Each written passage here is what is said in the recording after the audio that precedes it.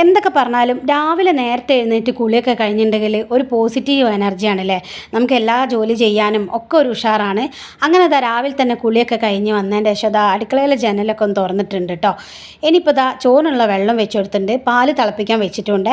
അപ്പോൾ ഇന്നൊരു day in my life video ആണ് കേട്ടോ. അപ്പോൾ വീഡിയോ കണ്ടിട്ട് ഇഷ്ടപ്പെടുകയാണെങ്കിൽ നമ്മുടെ ചാനലൊന്ന് സബ്സ്ക്രൈബ് ചെയ്യാനും ലൈക്ക് ചെയ്യാനും ഷെയർ ചെയ്യാനും മറന്നു പോകരുത് കേട്ടോ. അപ്പോൾ നിങ്ങളുടെ സപ്പോർട്ട് കൊണ്ട് മാത്രമാണ് മുന്നോട്ട് പോകാൻ പറ്റുള്ളൂ. അങ്ങനെ ഞാൻ ചായക്കുള്ള പാലൊക്കെ എടുത്തിട്ട് ചായ ഉണ്ടാക്കുകയാണ്. അപ്പോഴേക്ക് ശ്രീമോൾ എഴുന്നേറ്റ് വന്നിട്ടുണ്ട്. അപ്പോൾ ഞാനും അച്ഛനും ശ്രീമോളും കൂടി ചായ കുടിക്കാം കേട്ടോ. അപ്പോൾ ഏട്ടൻ രാവിലെ പോയിട്ടുണ്ട്. ഇപ്പോൾ ഇലക്ഷനൊക്കെ ആയതുകൊണ്ട് ഇലക്ഷൻ്റെ തിരക്കൊക്കെയാണ്. അപ്പോൾ അതുകൊണ്ട് മൂപ്പര് രാവിലെ പോയിട്ടുണ്ട് കേട്ടോ. അപ്പോൾ ശ്രീമോളും ഞാനും കൂടി ചായയൊക്കെ കുടിക്കുകയാണ്, അച്ഛനും ഉണ്ട് കേട്ടോ.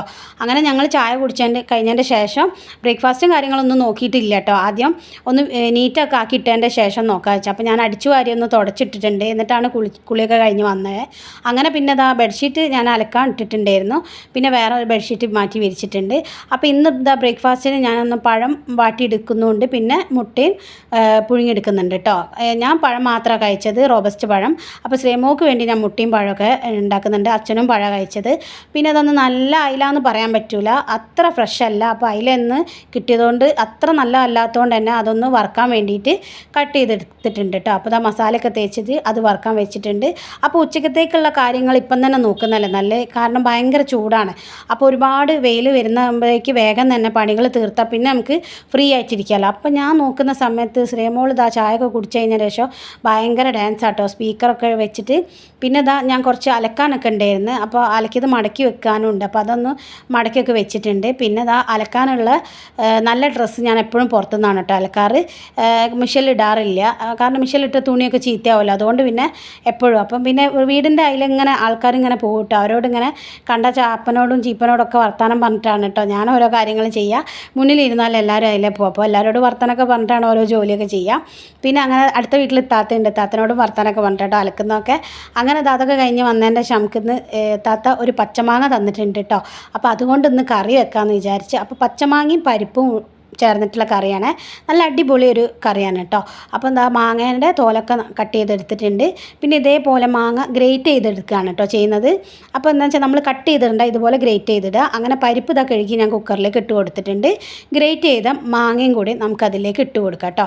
അപ്പോൾ ആ മാങ്ങ ഫുള്ളായിട്ട് തന്നെ ഞാൻ എടുത്തിട്ടുണ്ട് കേട്ടോ. ഒരുപാട് പുളി ഇല്ലാത്ത മാങ്ങയാണ്, അപ്പോൾ അതുകൊണ്ട് തന്നെ അത് ഫുള്ളായിട്ട് എടുത്തിട്ടുണ്ട്. പിന്നെ അതിലേക്ക് ഒരു പീസ് വലിയുള്ളി ഇതേപോലെ കട്ട് ചെയ്തിട്ടിട്ടുണ്ട്. 3 പച്ചമുളകും കൂടി ഇട്ട് കൊടുത്തിട്ടുണ്ട് കേട്ടോ.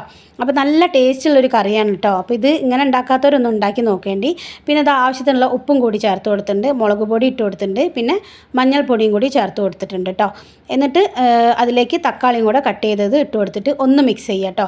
അപ്പോൾ ഈ ഒരു സ്പൂൺ കൊണ്ടാണല്ലോ മിക്സ് ചെയ്തത്. അപ്പോൾ നമ്മളെപ്പോഴും ഈ കുക്കറിൽ നമ്മൾ കറിയൊക്കെ വെക്കുമ്പോൾ ചീറ്റി പോകില്ല. അപ്പോൾ ഈ ചീറ്റി പോകാതിരിക്കാൻ വേണ്ടിയിട്ടുള്ളൊരു ടിപ്പാണ്, നമ്മളൊരു സ്പൂൺ അതിലിട്ട് കൊടുത്തിട്ട് വിസിലടിച്ചെടുത്താൽ മതി കേട്ടോ.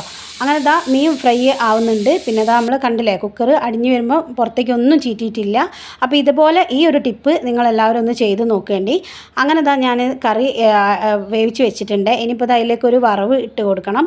അപ്പോൾ ചീനച്ചട്ടിയിലേക്ക് ചുവന്നുള്ളിയും വെളുത്തുള്ളി ഇട്ട് കൊടുത്തിട്ടുണ്ട്. കടുക് വേണമെങ്കിൽ നിങ്ങൾക്ക് ഇട്ട് കൊടുക്കാം, ഞാൻ ഇട്ട് കൊടുത്തില്ല.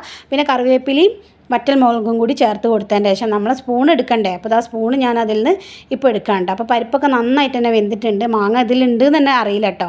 അങ്ങനെ അതൊന്ന് മൂത്ത് വരുമ്പം, ഉള്ളിയൊക്കെ ഒന്ന് മൂത്ത് വരുമ്പോൾ നമുക്ക് കറിയിലേക്ക് ഒഴിച്ചു കൊടുക്കാം കേട്ടോ. അപ്പോൾ ഞാൻ അതിലേക്ക് ഒരു കളറിന് വേണ്ടിയിട്ട് കുറച്ച് കാശ്മീരി പൊടിയും കൂടി ഇട്ടിട്ട് ഒന്ന് വഴറ്റിയെടുത്തിട്ടുണ്ട്.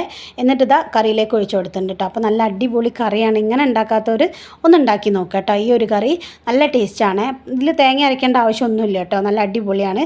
അപ്പോൾ ഇനിയിപ്പോൾ ഫുഡൊക്കെ കഴിച്ചിട്ട് വോട്ട് ചെയ്യാൻ പോകണ്ടേ. അപ്പോൾ നിങ്ങളൊക്കെ പോയോ വോട്ട് ചെയ്യാൻ വേണ്ടിയിട്ട്? അങ്ങനെ വോട്ടിൻ്റെ മുൻപെടുത്ത വീഡിയോ ആണ് കേട്ടോ. അങ്ങനെ ഞാനും പോയി വോട്ട് ചെയ്ത്. അപ്പോൾ ഇന്നത്തെ വീഡിയോ എത്രയല്ലേ.